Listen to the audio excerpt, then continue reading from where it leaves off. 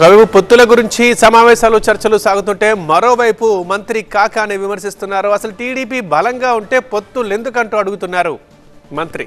జగన్పై ప్రతిపక్షాలన్నీ ఏకమవుతున్నాయన్న చర్చ ప్రజల్లో ఉంది. జనసేనతో పాటు బీజేపీ పొత్తు కోసం చంద్రబాబు పాకులాడుతున్నారు.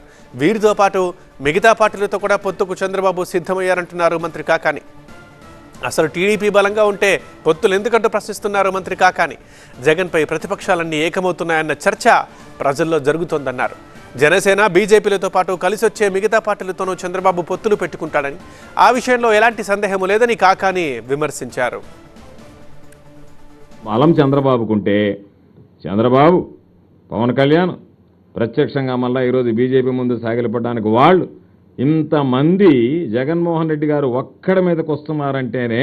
సంతానలేమి సమస్యతో బాధపడుతున్నారా? చింతించకండి. సుమారు 90,000 జంటలకు ఆనందం నింపింది ఓఎస్ఎస్ ఫర్టిలిటీ. ఈ రోజే 7825893600 కి కాల్ చేయండి. సంతానోత్పత్తి చికిత్సపై భారీ డిస్కౌంట్లు పొందండి. గుడ్ న్యూస్ చెప్పండి.